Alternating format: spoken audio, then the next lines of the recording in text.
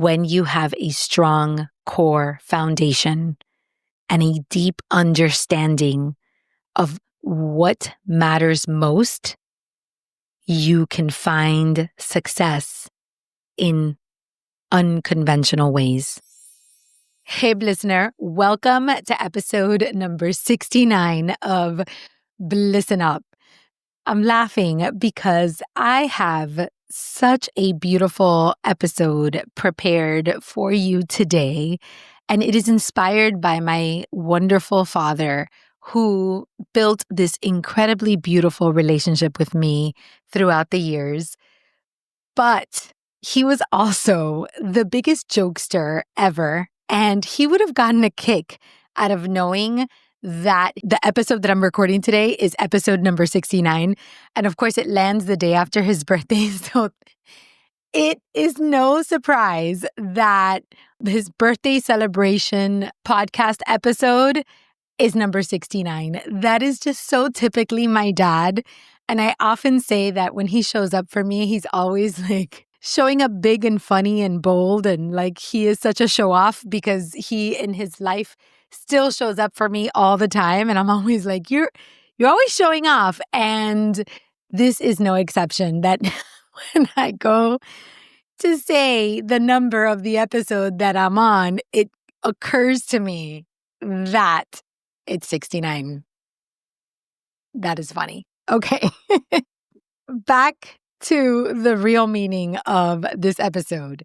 I have a question for you. What if when you die, your personal brand isn't your resume, rather the meaningful relationships you created in your lifetime? That is the question that I have for you today. And what if those relationships weren't only built because of how much you showed up, rather how much impact you had even when you weren't physically there? So like I just told you, yesterday was my father's birthday. He would have turned 68 this year. And he passed away 10 years ago. So I've had him in my heart and in my mind for several weeks. I went to National Speakers Association and he was very present in my heart. And then he passed away in June. So it was the anniversary of his passing. So I had him very present in my heart. And then dear friend of mine, Nicole, asked me a question last week that also prompted me to think about him and inspired this particular episode. So to give you a little bit of context about my father, my parents were divorced when I was only 2 years old, and my father was a motivational speaker. So his career had him, and his lifestyle had him traveling all over the world. One time we did an analysis, and I think he had spent something like 2 years of hours on a plane. So he was just out and about all the time, and he lived this big, grandiose life. There was nothing conventional about it, and that was fine, except that he had this little girl at home that he desperately wanted to have a relationship with, but knew he wasn't going to have a traditional or conventional relationship with. So very early on in my life, he decided that he was always going to create a presence in my life and maintain a presence in my life, even if he wasn't physically there all the time. And the way that he did this was, there was a few ways, but one of them was that he sent me postcards from everywhere in the world that he traveled to. So this is a fun fact. The very first postcard that I ever received from my father was on December 13th of 1979. And I was born on December 8th of 1979. So 5 days after I was born, my father sent me my very first postcard, and it was going to become one of many. In fact, if you are watching this on YouTube or on Spotify, I'm going to show you something because I actually have the box of postcards that my father sent me. I don't know if you can see them, but I mean, there are hundreds and hundreds and hundreds of them, little notes and things that he'd leave everywhere for me, postcards he would send me in the mail. He spent years writing to me to build a meaningful and special relationship with me. So, what he would do with these postcards is that he would write to me about his life, what he was doing. He'd also check in on my life and what I was doing. This came at a time when we did not have the technology that we have today. We didn't have Skype or Facebook or Zoom or FaceTime or WhatsApp or cell phones or anything like that. So postcards was this way of connecting with me on a regular basis. And it was a very important part of my life.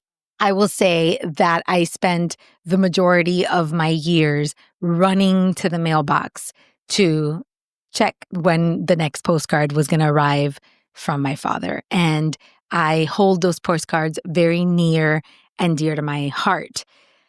In addition to sending me postcards from everywhere in the world that he went, he also did other things. Things like making sure that if something was important to me, he would put it on his calendar and prioritize it over work, so long as I gave him sufficient notice to be able to be present for those things. And then even sometimes when I didn't give him sufficient notice, he would go out of his way to rearrange his travel plans and he would surprise me. He'd show up, even if it was for 5 minutes at a birthday party that was important for me that he attended, or at an award ceremony or a ballet recital. He came in and out. I don't know how he did it, but my cousin used to say that if he had to put on wings and fly to make it to wherever I was, he would do that because it almost felt like he was flying with wings, like as a butterfly, making it to wherever I was, because he worked so hard at being there when I needed him to be there. He called me every single day. He asked me a lot of questions about what was going on in my life, and he understood what was happening in my life. He paid close attention and prioritized what was important to me. And then his postcards often reflected that. You know, if I told him I was having headaches, for example, he'd send me a postcard and say, "How have your headaches been? Are you sleeping well? Have you gotten reading glasses?" You know, he would ask me all these questions. And he was just very supportive of me. So we had this incredibly special relationship. And for a long time, I thought I was the only person in the world whom he had a special relationship with because he made me feel like I was the only person in the world that he had a special relationship with. And then when he passed away, my dear friend and mentor, Bruce Turkel, delivered a speech at his celebration of life. My father was Bruce Turkel's mentor also. And I asked Bruce to say a few words about him, but I never could have imagined what a beautiful speech Bruce would deliver about my father. And what Bruce said on that day. He's a branding guy. Bruce is a branding guru. He has dedicated his entire life to advertising, marketing, branding, understanding how brands work.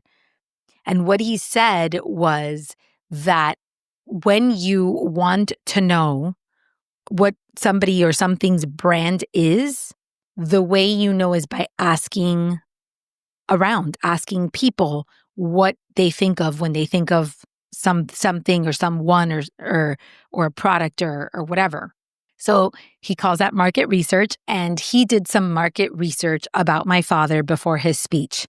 And he said, and I'll never forget it, because my father wrote a book called Don't Eat the Marshmallow Yet. So he was very well known for that book, Don't Eat the Marshmallow Yet. And he brought out this little marshmallow. He said, you may believe that his brand is this. And he brought out the marshmallow. And then he said, but that wasn't his brand. That was just a logo, right? That was his resume. He said, when I asked every person about Joaquin de Posada, they always said one thing. They said, we had a very special relationship.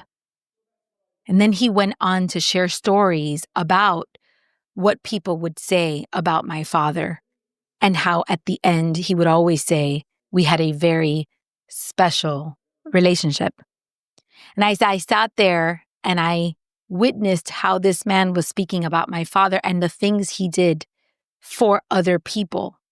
I realized I was not the only person that my father had a special relationship with. He was so special that he made many people feel like they were the most important person in the world when he was with them. I just recently heard Quick. His last name is Quick. He talks about having a super brain, and he teaches you this quick methodology for improving your memory. I can't remember his first name, but I'll put him in the show notes. Anyhow, Quick was talking about Bill Clinton, and he said something that I thought was very impactful. He said, what made Bill Clinton have such a powerful presence is how powerfully present he was when he was with people. My father had a powerful presence because he was powerfully present in people's lives. But the magic about my father was that he had that powerful presence even though he wasn't always physically in front of you, wasn't always physically there. And he did that through postcards. Now, when you think of a postcard, you think of an actual postcard, right? A piece of cardboard paper that gets mailed to somebody. And that is a postcard, of course. However, the way that I am referring to postcards is loving actions, sparks of kindness, thoughtful gestures. In today's day and age, postcards are a lost art, so I think they should come back for sure. But it is not the only way to send a postcard to someone that you love. A postcard can be sent through a meaningful text, through sharing an article with somebody that you think would impact them, through posting a review on somebody's podcast because they made an impact in your life, through dropping off a meal at someone's home because they might be going through a hard time, through sharing something wonderful and special about someone when they're not in the room to defend themselves or to speak up for themselves, and you get to be that person. Through making a phone call once in a while and saying, I just called to tell you that I love you. Like my podcast coach told me the other day, she said that sometimes she has a day where she likes to surprise and delight people. And when she surprises and delights them, she just checks in with them and asks them how they're doing. That is a postcard. My father was the king of postcards, not only with me, but with everyone that was lucky enough to have contact with him. Sometimes his postcards were simply being so present in a conversation and listening so intently and holding space for someone that they saw something in themselves that they hadn't seen before. Bruce's wife, Bruce shared in the Celebration of Life, that Bruce's wife had one conversation with my father that prompted her to go back to school and get her master's degree. He held space for her and saw something in her that she was ready for And because of that conversation and his powerful presence, she took action and did something that she had longed to do for a long time. What a gift. So several years ago, my husband and I were having a date night, and we had these 3 little boys. And date night at that time meant putting the little boys up to bed and having a glass of wine and praying they wouldn't wake up. Right? That was like date night at that time. And on that date, my husband and I were talking, and Orlando knew how close I was to my father, but he didn't know as much about our relationship at that time for whatever the reason. He just knew that we were so, so, so close. And that day, while we were just chatting, I said something about my dad, and he said, "You know what I don't understand? I don't understand how you have such a close relationship with your father when he was never around. I mean, you guys are closer than most of your friends are to their fathers who sleep down the hall every single night. Why is that? What was so special about your relationship?" And on that day, I said, "Hold that thought." I got up, I ran up the stairs, I grabbed this box of postcards that I just showed you. I came downstairs and I sprawled the postcards all over the coffee table. And my husband and I sat there reading through the postcards, laughing. We shed a couple tears.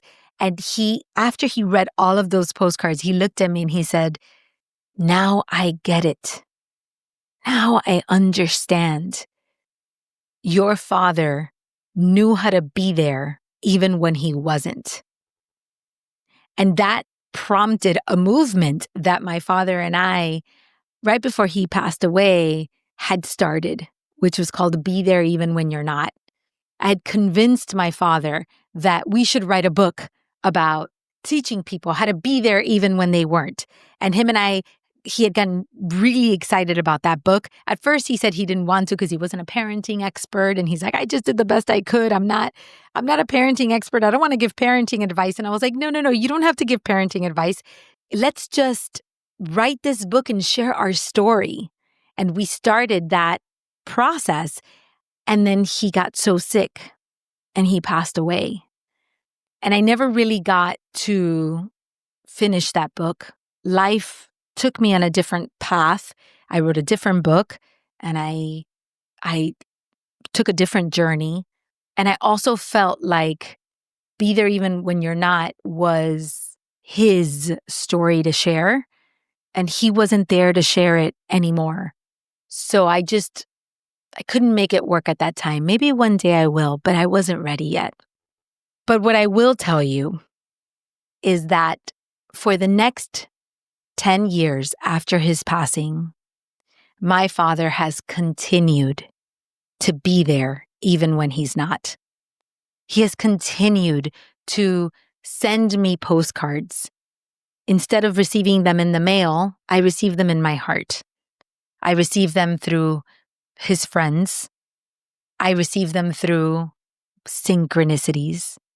I receive them through memories like episode 69, being the episode that I honor my father.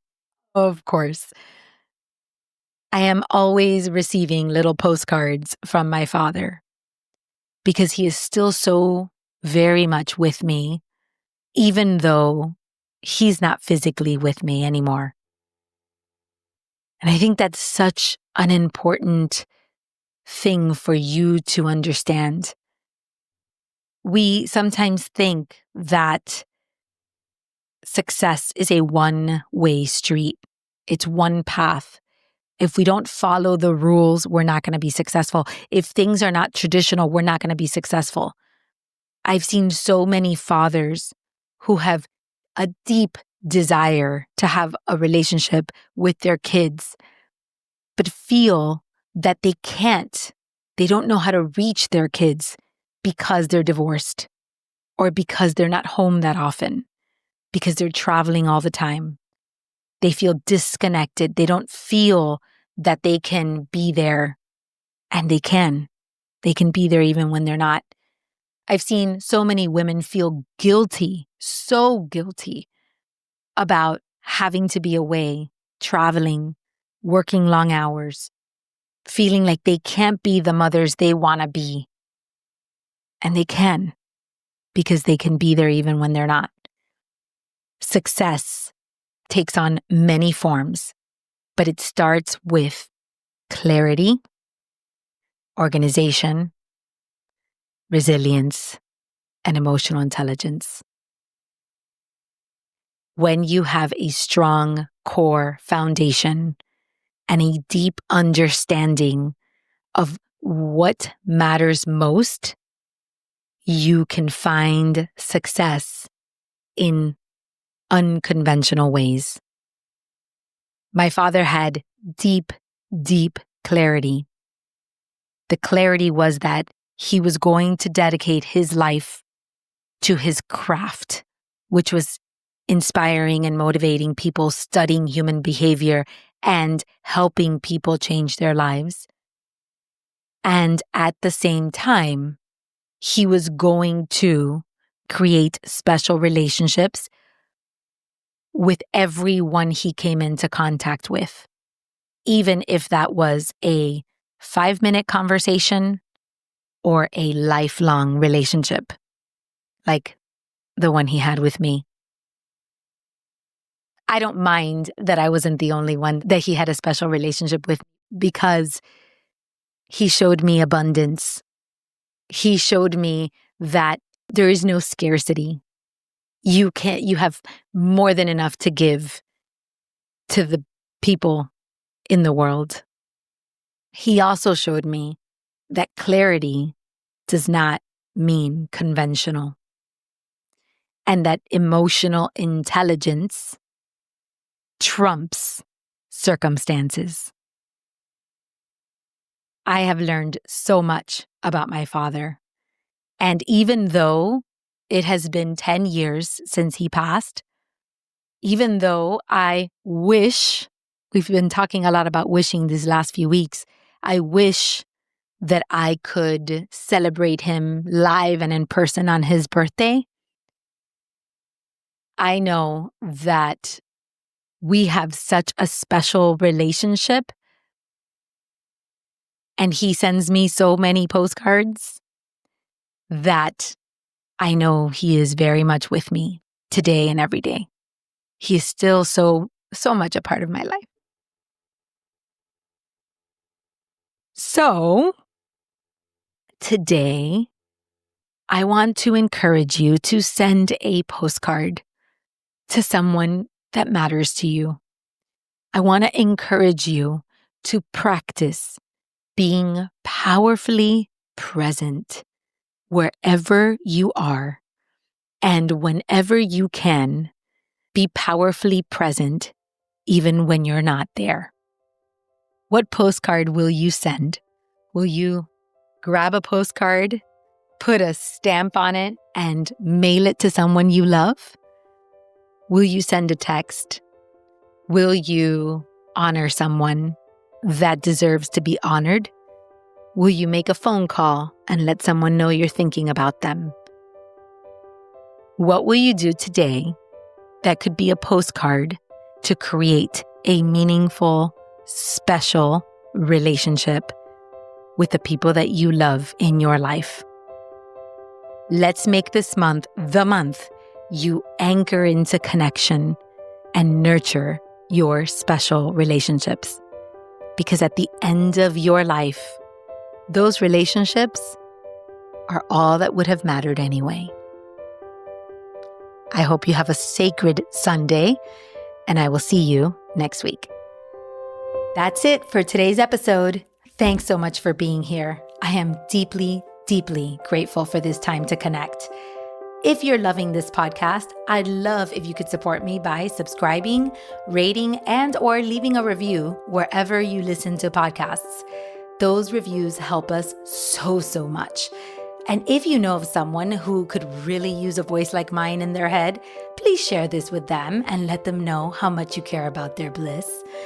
Now, if you are feeling called to dig deeper and really work on elevating your mindset, wellness, and your relationships to create a healthier, happier, and more meaningful life, then I invite you to schedule a 60-minute complimentary consultation with me. Let's have a meaningful conversation and see if working together is in our future. You can find the link to the calendar of consults right there in my show notes, but you can also connect with me on my website, carolinedeposada.com, or just send me a DM on Instagram at Caroline de Posada. Like my friend always says, the project is big and you're a part of it. So thanks for being here.